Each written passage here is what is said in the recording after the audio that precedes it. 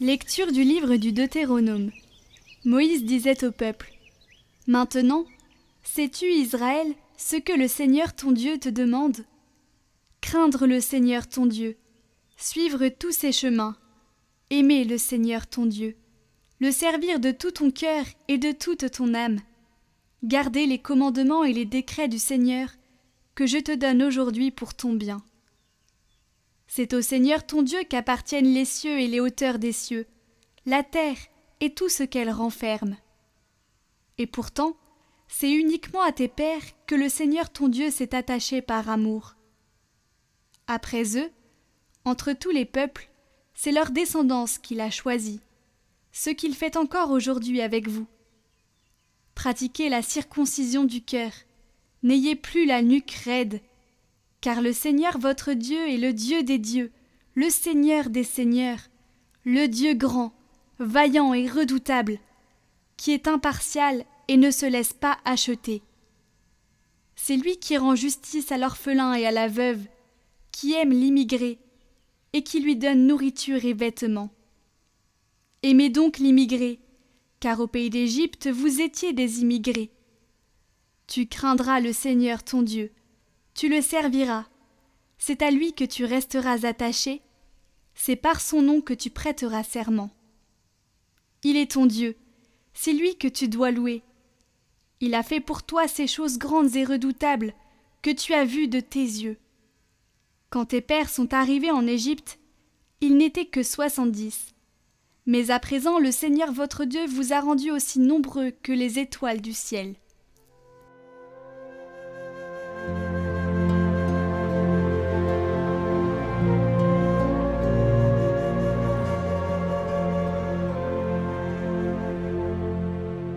Glorifie le Seigneur Jérusalem. Glorifie le Seigneur Jérusalem. Célèbre ton Dieu, ô Sion. Il a consolidé les barres de tes portes. Dans tes murs, il a béni tes enfants. Il fait régner la paix à tes frontières, et d'un pain de froment te rassasie. Il envoie sa parole sur la terre. Rapide, son verbe la parcourt. Il révèle sa parole à Jacob, ses volontés et ses lois à Israël. Pas un peuple qu'il ait ainsi traité, nul autre n'a connu ses volontés.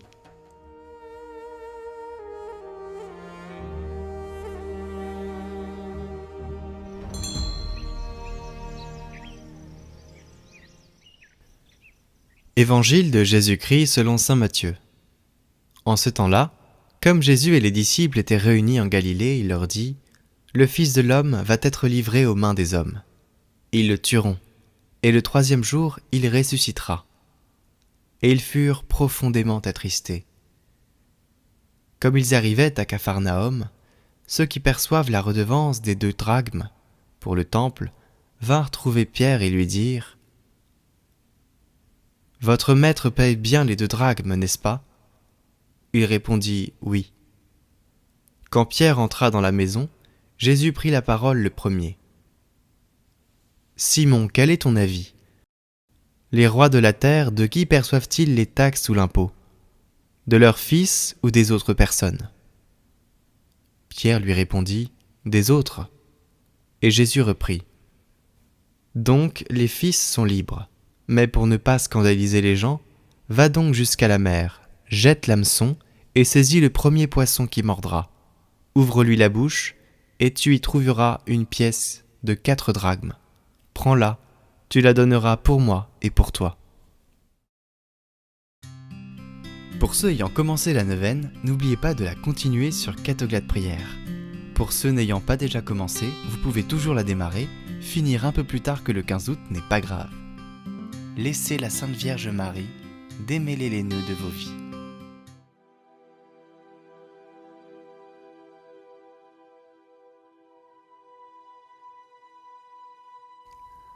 Ô Sainte Thérèse bénédicte de la Croix, qui faisait de ta soif de vérité une prière continue, comprenant que qui cherche la vérité cherche Dieu, obtiens-nous de chercher toujours la vérité. Toi qui as rencontré la vérité dans la croix du Christ, fais que nous soyons illuminés, nous aussi, par la lumière qui se libère dans le mystère de la croix. fais-nous le don de savoir embrasser la croix, comme tu l'as embrassée. Toi qui as découvert la vérité que tu cherchais en lisant la simple vie de Sainte Thérèse, obtiens-nous de découvrir dans la simplicité quotidienne la grandeur de la présence de Dieu.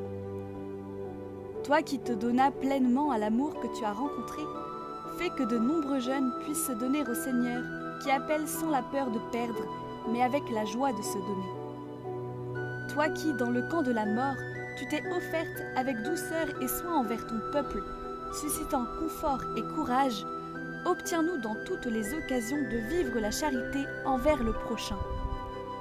Toi qui, dans l'heure de la mort, avant d'entrer dans la chambre à gaz, tu as fait tienne la prière de Jésus. Si je ne peux pas passer outre ce calice, que ta volonté soit faite. Dans les derniers moments de notre vie, abandonnés dans l'amour de Dieu qui est toujours fidèle, Sainte Thérèse Bénédicte de la Croix, priez pour nous.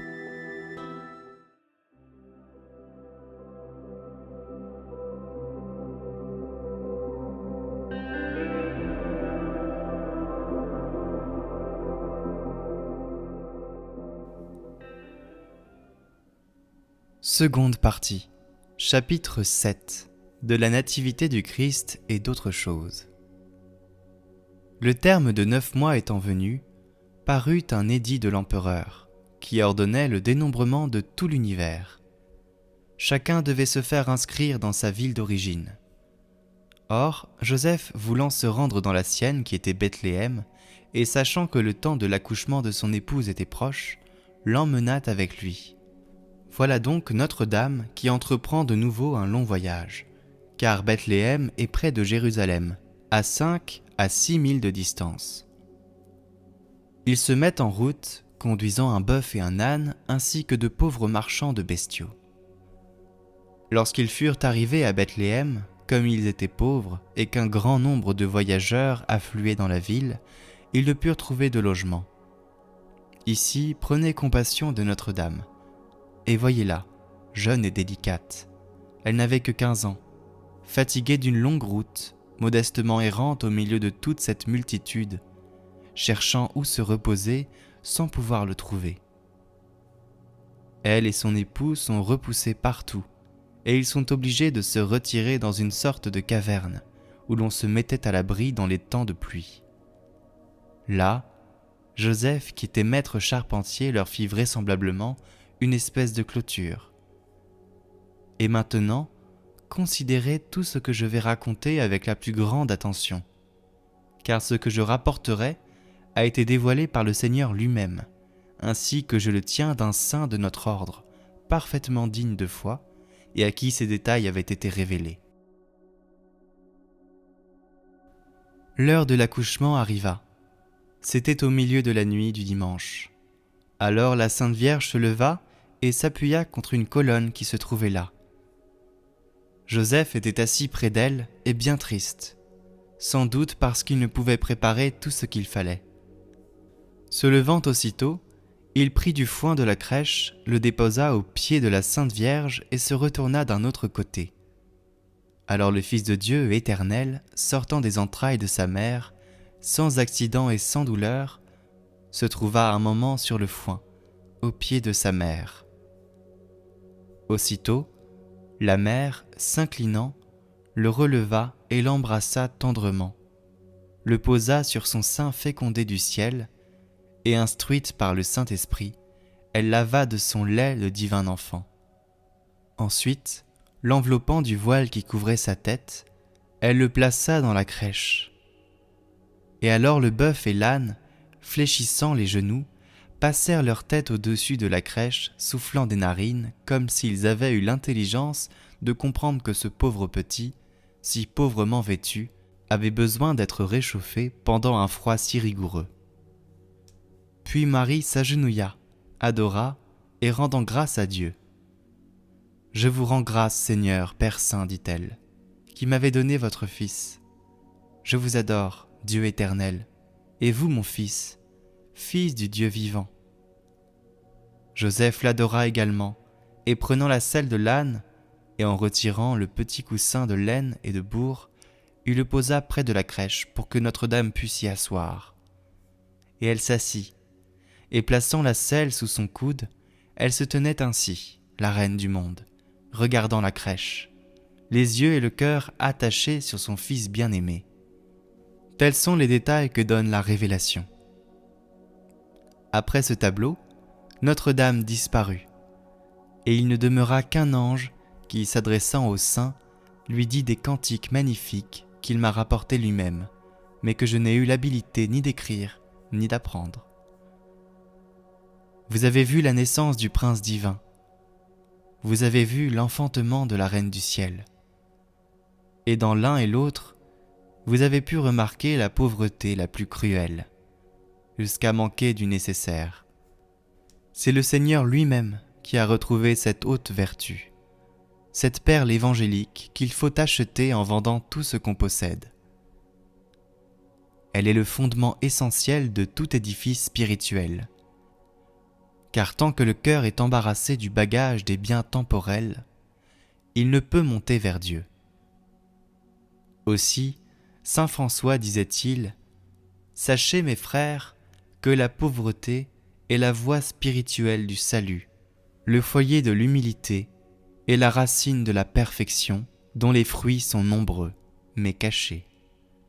C'est une grande honte pour nous de ne pas l'embrasser de toutes nos forces et de nous charger de superflu quand le Seigneur du monde et Notre-Dame, sa mère, l'ont si strictement et si sévèrement observé. » Et saint Bernard dit également : « Cette pauvreté abondait sur la terre, et l'homme n'en connaissait pas le prix.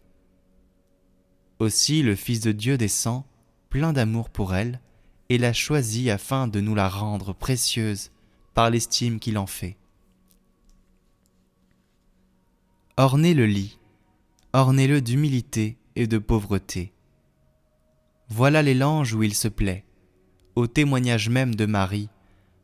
Voilà les soieries dont il aime à être enveloppé. Immolez à votre Dieu les abominations de l'Égypte.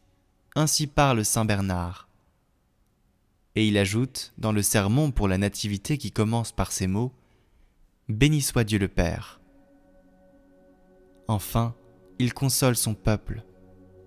Voulez-vous savoir quel est ce peuple ? Le pauvre vous a été confié, dit l'homme selon le cœur de Dieu.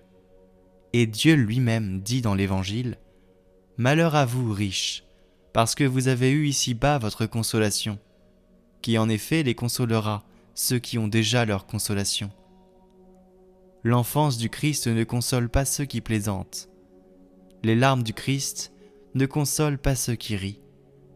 Ses haillons ne consolent pas ceux qui marchent superbement vêtus. L'étable et la crèche ne consolent pas ceux qui aiment les hautes chairs dans les synagogues. C'est aux pasteurs qui veillent qu'est annoncée la joie de la lumière, et qu'il est dit que le Sauveur vient de naître. C'est aux pauvres et aux travailleurs, et non pas à vous, riches, qui avez ici-bas et votre consolation et votre héritage. Ainsi s'exprime saint Bernard. Vous aurez pu aussi remarquer la profonde humilité qui environne la Nativité elle-même. Car Jésus et sa mère n'ont dédaigné ni les tables, ni les animaux, ni le foin, ni tous ces vils accessoires. Au contraire. Dans tous leurs actes, ils ont soigneusement gardé l'humilité. Et ils nous l'ont recommandé. Efforçons-nous donc, avec tout le zèle dont nous sommes capables, de pratiquer cette vertu, car sans elle, il n'y a pas de salut, et nulle de nos œuvres ne peut plaire à Dieu si l'orgueil s'y mêle. En effet, selon saint Augustin, c'est l'orgueil qui des anges a fait des démons, et c'est l'humilité qui rend les hommes semblables aux anges. Et saint Bernard dit : « Quel doit être l'homme, pensez-vous, qui prendra la place de l'ange réprouvé ? Une seule fois l'orgueil troubla ce royaume, en ébranla les murailles, les renversa même en grande partie. Et quoi, cette cité ne déteste-t-elle pas un tel fléau ? Et ne l'a-t-elle pas en abomination ? Soyez-en certains, mes frères, celui qui n'a pas pardonné à l'orgueil des anges ne pardonnera pas à l'orgueil des hommes. car il n'est jamais en contradiction avec lui-même. Ainsi dit saint Bernard. Vous avez dû encore remarquer dans Marie et dans l'enfant Jésus, mais surtout dans ce dernier, une grande affliction de cœur. Saint Bernard s'en explique ainsi. Le Fils de Dieu devant naître, comme il était en son pouvoir de choisir le moment, il choisit celui qui devait être le plus dur, et à un petit enfant, et au fils d'une mère pauvre qui n'avait que des haillons pour l'envelopper, qu'une crèche pour le coucher. Et dans une si grande nécessité, je ne vois pas qu'il soit fait aucune mention de fourrure ni de peloterie. Et plus loin, le Christ qui ne peut se tromper fait choix de ce qui est le plus dur pour la chair.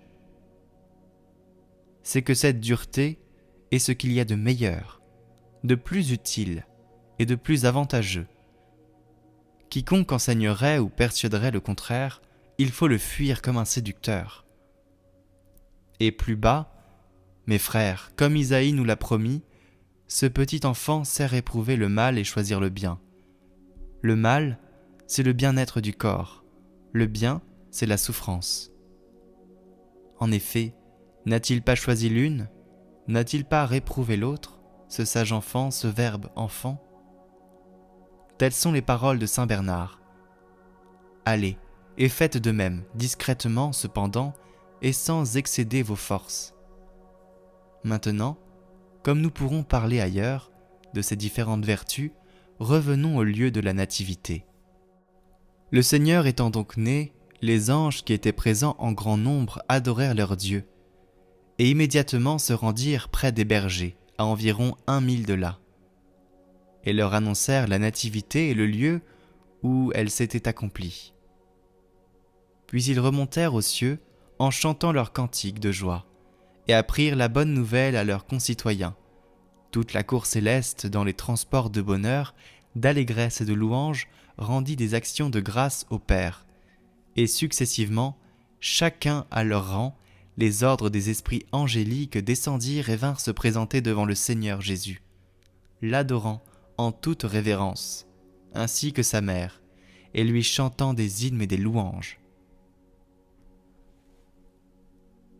Quel est en effet celui de tous les anges qui serait resté dans les cieux après une semblable nouvelle, et qui ne se serait pas hâté d'aller visiter son Seigneur si humblement établi sur la terre? Cette idée d'orgueil n'aurait pu venir à aucun d'eux, car comme dit l'apôtre, lorsqu'il introduisit le premier-né sur la terre, il dit que tous les anges de Dieu l'adorent. Au reste, et quoi qu'il en soit arrivé, une pareille pensée au sujet des anges ne peut que paraître agréable et pieuse. Les bergers vinrent donc et adorèrent l'enfant Jésus, rapportant ce que les anges leur avaient appris.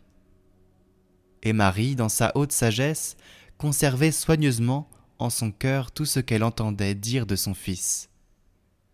Puis les pasteurs s'en retournèrent joyeux. Et vous qui avez tant tardé, fléchissez aussi le genou et adorez votre Dieu, et ensuite sa mère, et saluez avec respect le saint vieillard Joseph. Puis baisez les pieds de l'enfant Jésus, étendu dans la crèche. Priez Notre-Dame qu'elle vous le donne, ou qu'elle vous permette de le prendre. Recevez-le dans vos bras, considérez et gardez en mémoire les traits de son visage. Embrassez-le avec respect, et réjouissez-vous en lui avec confiance. Vous le pouvez faire, puisqu'il est venu pour les pécheurs et pour leur salut, qu'il a humblement habité parmi eux, et qu'il s'est enfin donné pour être leur nourriture. Aussi sa bonté consentira patiemment à se laisser toucher par vous, et il ne l'imputera pas à votre présomption, mais à votre amour. Néanmoins, faites tout cela avec révérence et avec crainte, car il est le Saint des Saints. Ensuite, rendez-le à sa mère, et admirez avec quelle adresse et avec quel dévouement elle le tient, l'allaite, et lui rend tous les services nécessaires. Aidez-la si vous pouvez. Réjouissez-vous, abandonnez-vous délicieusement à ses soins et à cette fréquente méditation. servez autant que vous le pourrez, et l'enfant Jésus et sa mère, et arrêtez-vous à considérer ce visage que les anges ambitionnent de contempler. Mais toujours, comme je vous l'ai dit, avec crainte et révérence, de peur d'essuyer un refus, car vous devez vous juger souverainement indigne de pareils entretiens. Vous devez aussi songer avec joie à la grandeur de la solennité de ce jour. Aujourd'hui, en effet, est né le Christ, et ce jour est vraiment le jour natal du Roi éternel et du Fils de Dieu vivant. Aujourd'hui, un Fils nous a été donné, et un petit enfant nous est né. Aujourd'hui, le soleil de justice qui était caché sous un nuage brille de tout son éclat. Aujourd'hui, l'Esprit Saint, le chef de l'Église des élus, sort de son lit nuptial. Aujourd'hui, montre son visage désiré, celui qui est beau et admirable au-dessus de tous les enfants des hommes. Aujourd'hui a retenti l'hymne des anges, gloire à Dieu dans les hauteurs du ciel. Aujourd'hui, la paix a été annoncée aux hommes, selon la parole du même hymne. Aujourd'hui, comme l'Église le chante par tout l'univers, une rosée de miel a coulé des cieux, et les anges chantent sur la terre. Aujourd'hui, pour la première fois, apparaissent la bonté et l'humanité de Dieu, notre Sauveur. Aujourd'hui, Dieu a été adoré sous la forme de la chair pécheresse. Aujourd'hui ont été opérés ces deux grands miracles, qui passent toute intelligence et que la foi seule peut comprendre, la naissance d'un Dieu et l'enfantement d'une Vierge. Aujourd'hui s'est accomplie une multitude d'autres merveilles.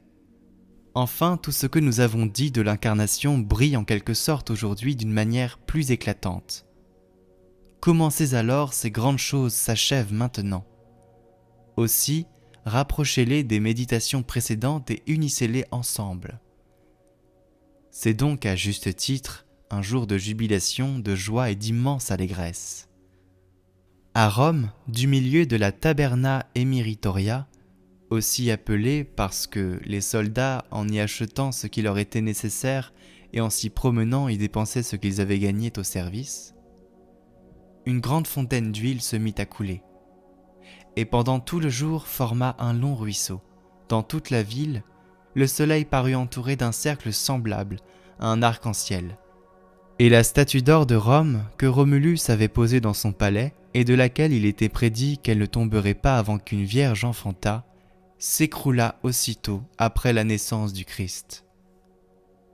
C'est dans ce lieu que le pape Calixte fonda l'église de Sainte-Marie, qu'on appelle aujourd'hui In Trastevere.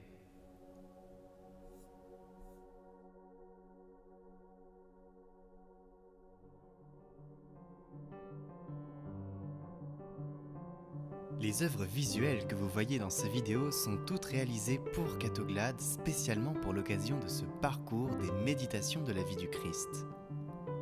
Une œuvre par chapitre représentant une scène qui sera en vente en édition limitée de 5 à 10 exemplaires numérotés. Vous pouvez les commander sur notre site internet en lien en description. Soutenez la mission Catoglade.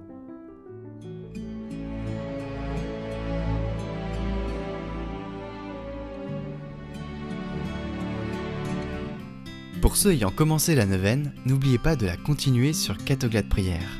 Pour ceux n'ayant pas déjà commencé, vous pouvez toujours la démarrer, finir un peu plus tard que le 15 août n'est pas grave. Laissez la Sainte Vierge Marie démêler les nœuds de vos vies.